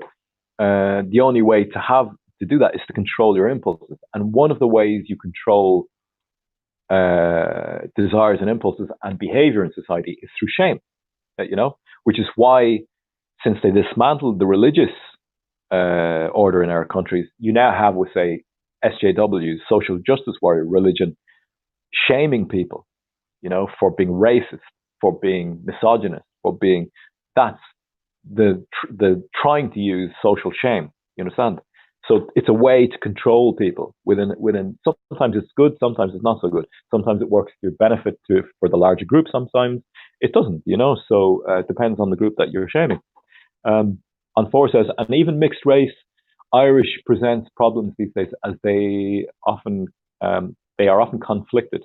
They have an identity crisis, while the handful of mixed race Irish from years ago easily assimilate into here. And a good example of that is your man, the artist. What's his name?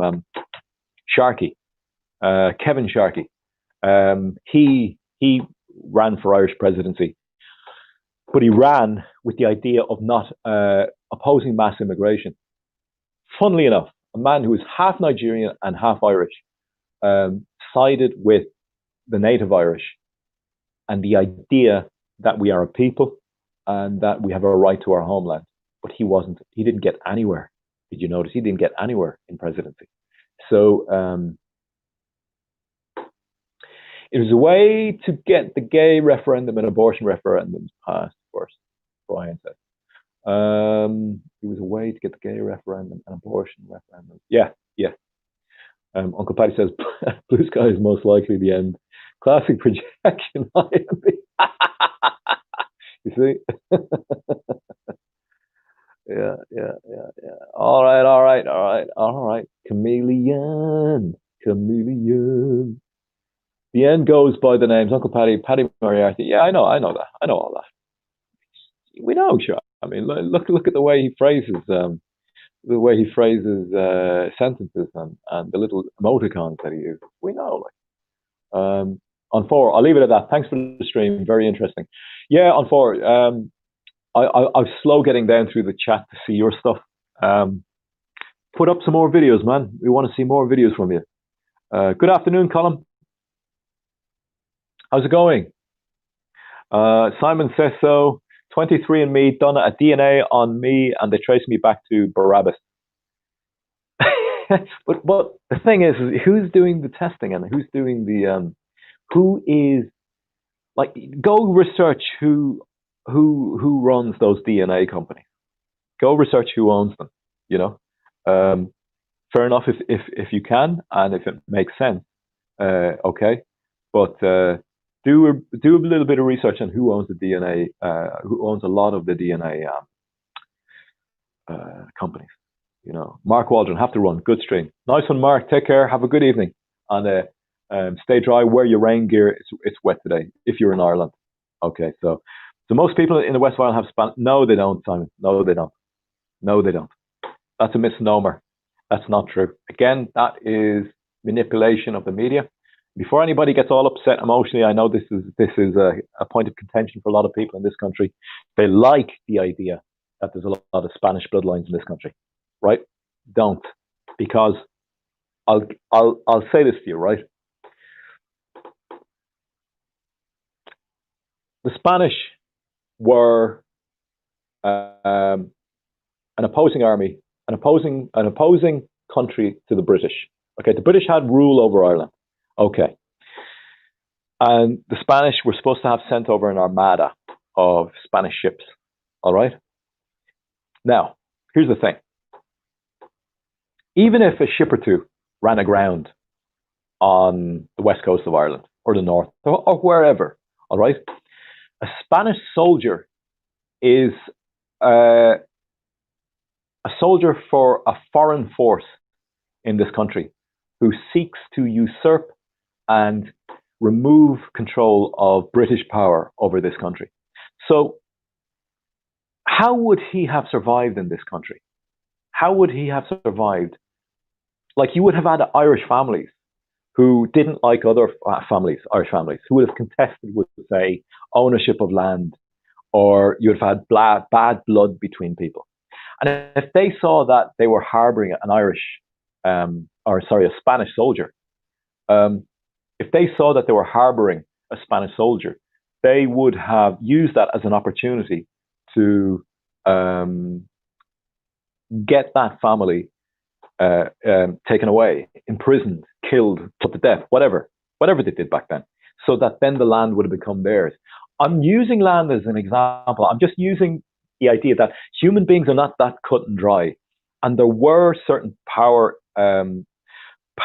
structures there was a power structure in Ireland at the time, which was the English ruled the country. And any Spanish soldiers that were seen to be harbored or roam the land, or who are foreign men, you understand, foreign men, they wouldn't have been allowed, you understand?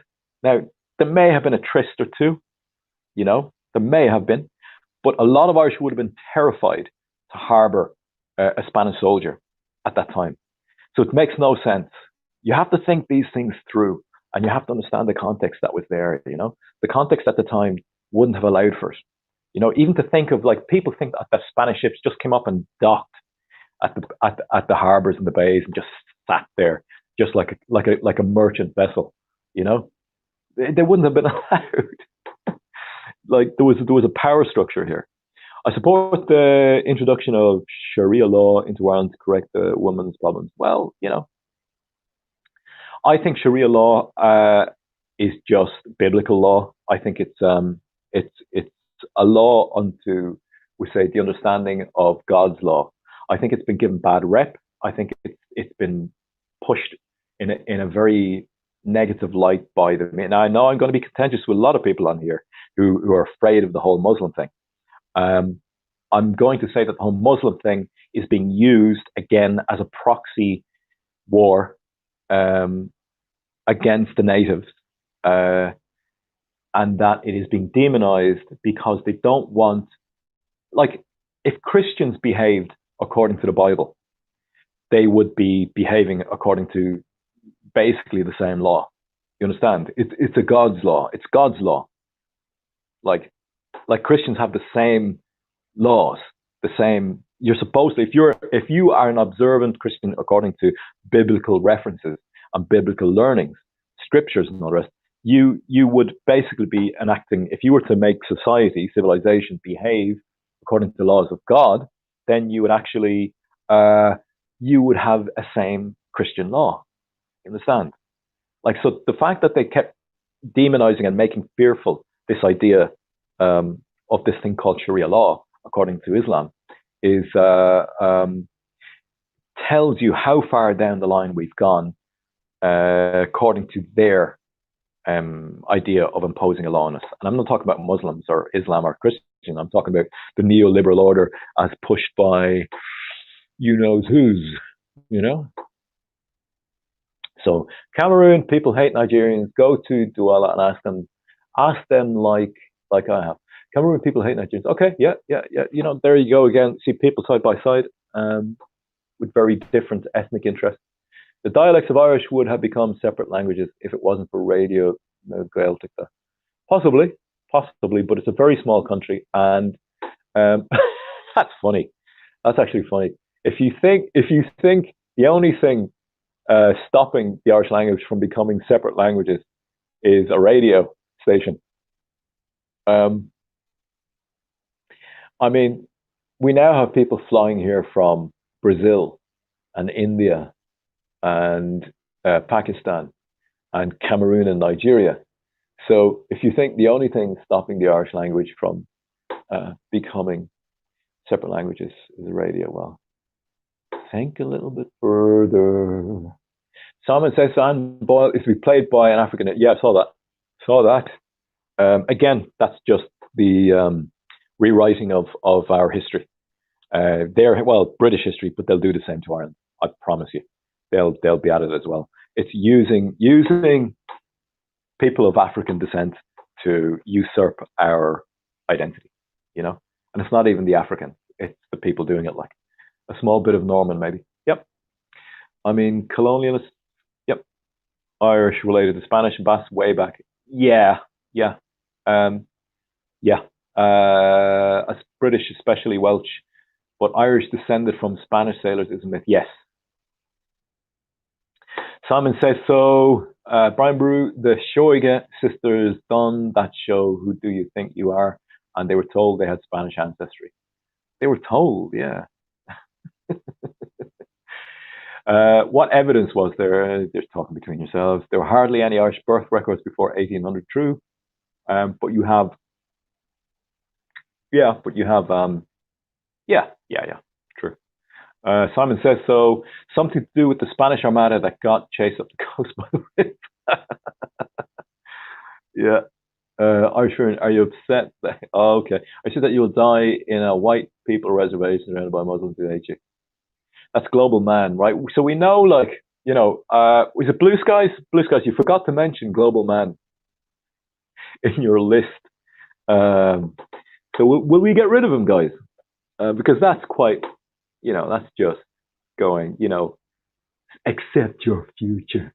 Accept your future and fear, I think on Global Man, I'm just going to get rid of you, okay? Right? Because come back as some other incarnation on YouTube because, that's just kind of like going, we opened up your wound. We took your culture from you. We dismantled your moral order. Then we flooded your country with hundreds of thousands of people who are not of your history. And guess what? Now you're going to become a minority in your country. And how do you feel about that? So that's just sick. So I'm not going to put you in the timeout. I'm going to block you. So someone says, "Is this something with the Spanish Armada and that chase up the coast by the Brit?" I doubt it. Probably more with indigenous Irish being related to the Basque. Yeah, but some, not all of them, not all indigenous Irish. Some DNA tests can't always be trusted. No. Simon says so. Can tell what part of the world a person is from.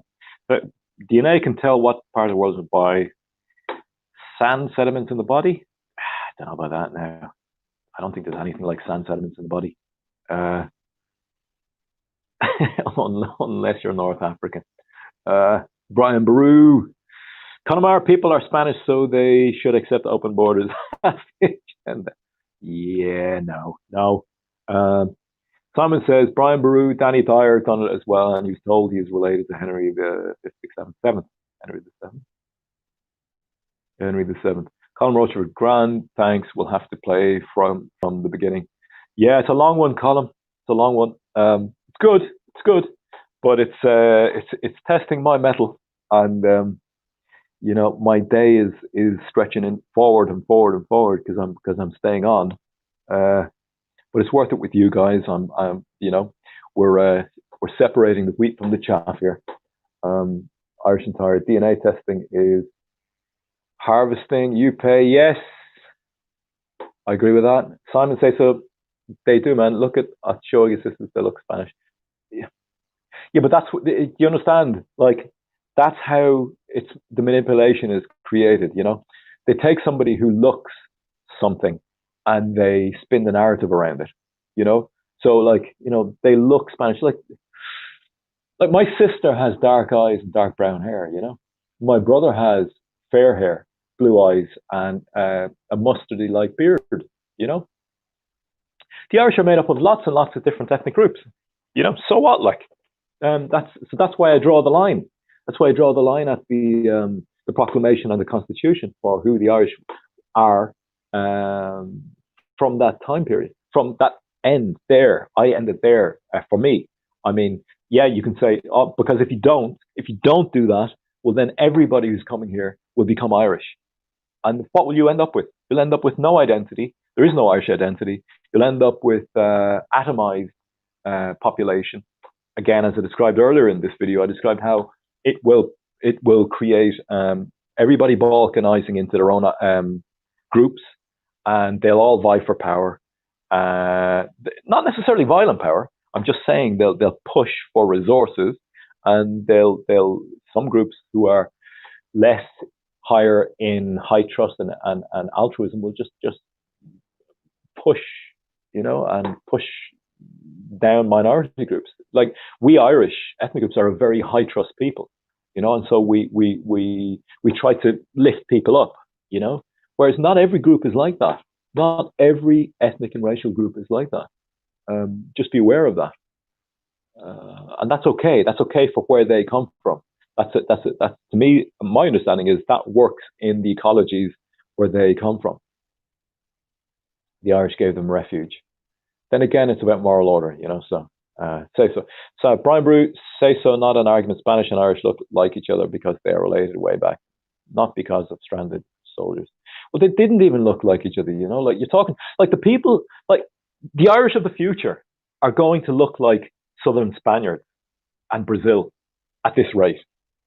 Like when they talk about diversity, it's not diversity. It's they're trying to make us like this country is being flooded with people from countries that are dark skinned and dark haired and brown eyed.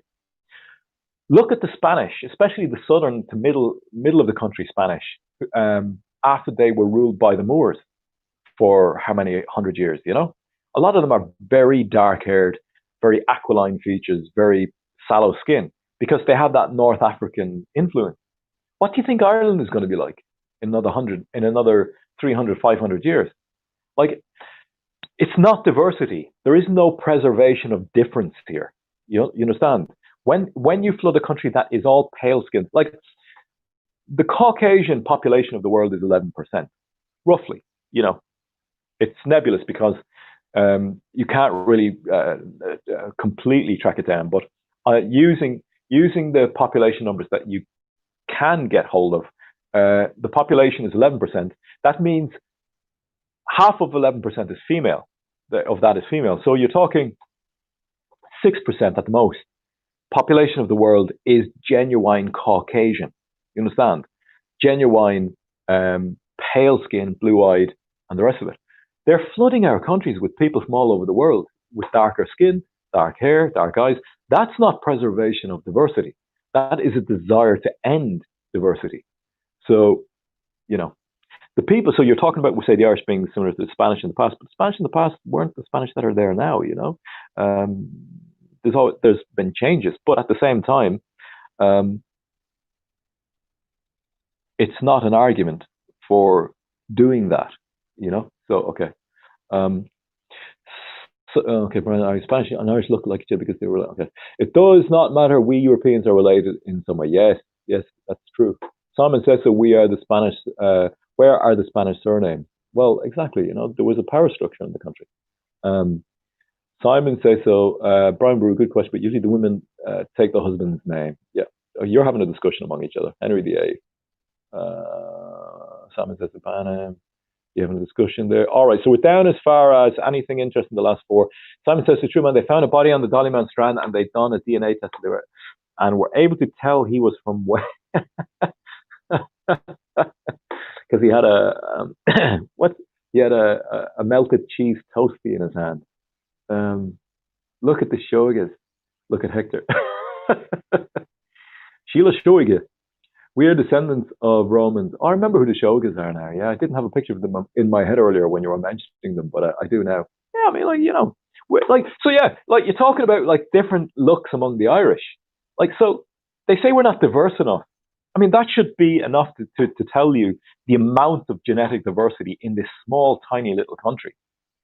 And to say that we need to actually be part African and part Chinese and part, I don't know, part fucking whatever. It's like that's racism against us, you know. We are descendants of Romans, Vikings. Yeah, we are exactly. Yeah. Right. With that, I'm going to leave it with that. Okay. That was a funny bit there. So I'll leave that, guys. Thanks a million. It was a great one this morning. There was a lot of great input, and it was great to see you talking among yourselves. And let's do it again tomorrow if you can. Leaving this will eventually end up on the channel. We can get to the books another time, but I do enjoy these chats. We can get to the books another time. These are the two that I was going to review today. We didn't get to them, but we can tomorrow or another day. Let me know in the comment section what time suits you better. Is it this time in the morning, or is it just because of lockup? I won't call it lockdown. I'll call it lockup. Is it because of lockup and the weather that you're in today and are able to chat? Let me know, not here in the chat, but in the comment section under the video when it finally gets put up onto YouTube. So thanks for everything. Really enjoyed it this morning. Had a bit of fun with the bots and the paid trolls. Fantastic. Nice one. Enjoy your day. Take care. This glam is great all day. Look, wait, guys. Look. Oh lordy! And someone else said, "Brian, lol, the Somalian that this is skill." All right, so we'll leave it at that. All right, thanks for everything. Take care. Bye. Yeah, anybody who ever wants to come on and have a chat, you're more than welcome. Get your setup right, and that's not an issue. I'd love to. Take care. Bye.